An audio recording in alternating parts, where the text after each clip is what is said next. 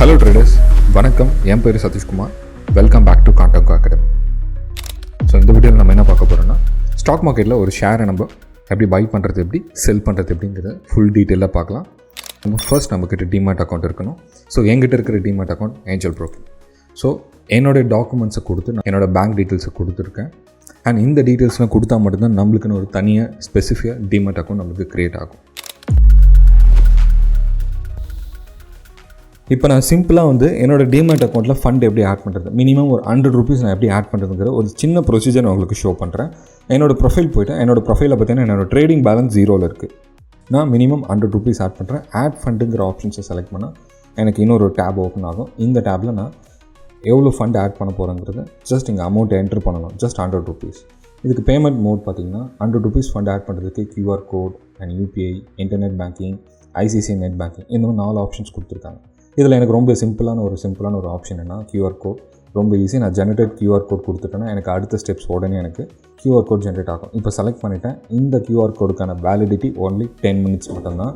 And இந்த 10 minutesக்கான validity நம்மளுக்கு முடிகிறதுக்குள்ளே நம்ம சீக்கிரமாக பேமெண்ட்டை முடிச்சிடணும். அண்ட் பேமெண்ட் ப்ரொசீஜர் கொடுத்தோன்னா எனக்கு பேமெண்ட் சென்ட் ஆகிடும். இப்போ எனக்கு பேமெண்ட் முடிஞ்சிடுச்சு. எனக்கு இங்கே ரிஃப்ளெக்ட் ஆகிடுச்சு. ஓகே, இங்கே பர்ஃபெக்டாக நம்மளுக்கு இங்கே ஃபண்ட் ஆட் ஆகிடுச்சு. இதுதான் ஒரு சிம்பிளான ஒரு ப்ரொசீஜரில் நம்ம ஒரு ஃபண்ட் ஆட் பண்ணுறது. ஸோ ஃபைனலி என்னோடய டிமேட் அக்கௌண்ட்டில் சக்ஸஸ்ஃபுல்லி 100 rupees நம்ம ஆட் பண்ணியாச்சு. இப்போ அடுத்தது என்னென்னா, என்னோடய ஹோம் பேஜுக்கு நான் மூவ் ஆகிடுறேன். என்னோடய வாட்ச் லிஸ்ட்டுக்கு நான் மூவ் ஆகணும். ஸோ என்னுடைய வாட்ச் லிஸ்ட் பார்த்திங்கன்னா லெஃப்ட் ஹேண்ட் சைடில் நம்ம என்ன ஃபேவரட்டான ஸ்டாக்ஸ் எல்லாம் நம்ம ஆட் பண்ணுறோமோ அந்த எல்லா ஸ்டாக்ஸும் நம்ம சர்ச் பண்ணி நம்ம இங்கே ஆட் பண்ணிக்கலாம். எப்படி சர்ச் பண்ணால் ஜஸ்ட் இங்கே சர்ச்சுங்கிற ஒரு ஆப்ஷன் இருக்குது. எனக்கு உதாரணத்துக்கு ரிலையன்ஸுங்கிற ஒரு ஸ்டாக்ஸை நான் சர்ச் பண்ணுறேன். எங்கள் ஃபேவரட்டை நான் ஆட் பண்ணிட்டேன்னா எனக்கு என்னோடய ஃபேவரட் ஒரு ரிலையன்ஸோட ஸ்டாக்ஸ் இங்கே எனக்கு லிஸ்ட்டில் ஆட் ஆகிடும். ஸோ இது ரொம்ப எக்ஸ்ட்ரீமான ஒரு ப்ரைஸஸ் அதிகமாக இருக்குது. ஸோ PG இன்வெர்டட் ஸ்டாக்ஸை நான் ஃபேவரட் லிஸ்ட்டில் ஆட் பண்ணுறேன். ஸோ இந்த PG இன்வெர்டட் ஸ்டாக்ஸோட ப்ரைஸ் பார்த்திங்கன்னா 94 rupees 0.83 paise. ஸோ ஓகே, இப்போ நம்ம பார்த்திங்கன்னா நம்மளுக்கு ஃபேவரட்டான ஸ்டாக்ஸ் எல்லாமே லிஸ்ட்டில் ஆட் பண்ணியாச்சு. ஸோ இப்போ நம்ம ஸ்டாக்ஸை பை பண்ண போகிறோம். ஒரு லாங் டேர்ம் பேஸிஸில் நான் ஸ்டாக்ஸை பை பண்ண போகிறேன். And regular and delivery bases எத்தனை குவான்டிட்டி, இப்போ என்கிட்ட இருக்கிற ஃபண்டு பார்த்திங்கன்னா 100 rupees. ஸோ நான் ஒரு குவான்டிட்டி தான் என்னால் பை பண்ண முடியும். ஸோ ஒரு குவான்டிட்டி. ஸோ நான் லிமிட் ஆர்டரில் பை பண்ண போகிறேன்னா மார்க்கெட் ஆர்டரில் பை பண்ண போகிறேன்.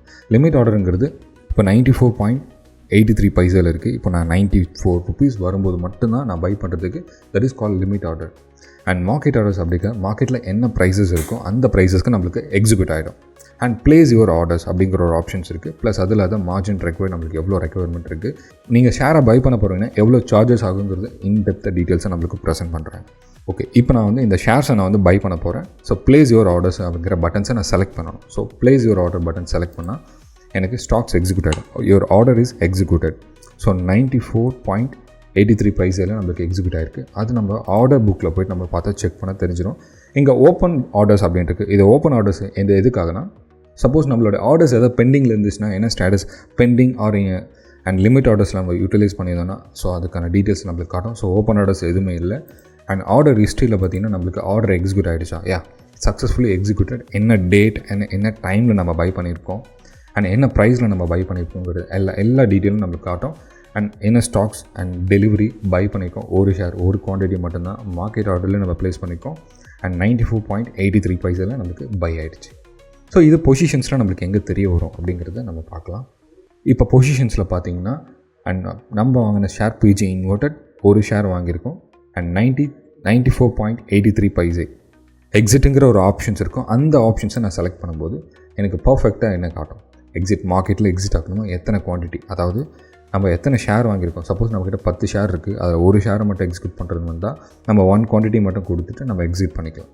ஸோ அந்த ஒரு ஷேரை நம்ம எத்தனை குவான்டிட்டிங்கிற இடத்துல நம்ம ப்ளேஸ் கொடுத்துட்டு மார்க்கெட் ஆர்டர்ஸில் நம்ம எக்ஸிட் கொடுத்துட்டா நம்மளுக்கு ஆர்டர்ஸில் எக்ஸிக்யூட் ஆகிடும். இந்த டைமில் மார்க்கெட்டில் யார் எனக்கு பையர் இருக்காங்களோ அவங்களுக்கு இந்த ஆர்டர்ஸ் எக்ஸிக்யூட் ஆகிடும். ஓகே, இப்போ நான் எக்ஸிட் பண்ணிட்டேன்னா எனக்கு எவ்வளோ ப்ராஃபிட் அண்ட் லாஸுங்கிறது டீட்டெயில் நம்மளுக்கு ஷோ ஆகும். இப்போ நான் எக்ஸிட் பட்டன் அழுத்துறேன் பாருங்கள். Your orders exit. ஓகே, எனக்கு பொசிஷன்ஸ் எக்ஸிட் ஆகிடுச்சு. இப்போ எனக்கு ஆர்டர் புக்கில் போய்ட்டு நான் செக் பண்ணி பார்க்கலாம். ஸோ ஆர்டர் புக்கில் செக் பண்ணால் எனக்கு பர்ஃபெக்டான ஒரு டீட்டெயில்ஸ் எனக்கு கிடச்சிருக்கு. ஸோ எனக்கு நான் பை பண்ணதும் செல் பண்ணதும் ஸோ ஈஸியாக இப்போ புரிஞ்சிருக்குன்னு நினைக்கிறேன்.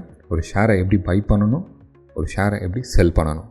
ஸோ கண்டிப்பாக இந்த வீடியோ உங்களுக்கு ரொம்ப யூஸ்ஃபுல்லாக இருக்கும்னு நினைக்கிறேன். உங்களோட ஃப்ரெண்ட்ஸ் சர்க்கிளுக்கு எல்லாருக்குமே ஷேர் பண்ணுங்கள். தேங்க்யூ. பாய் பாய்.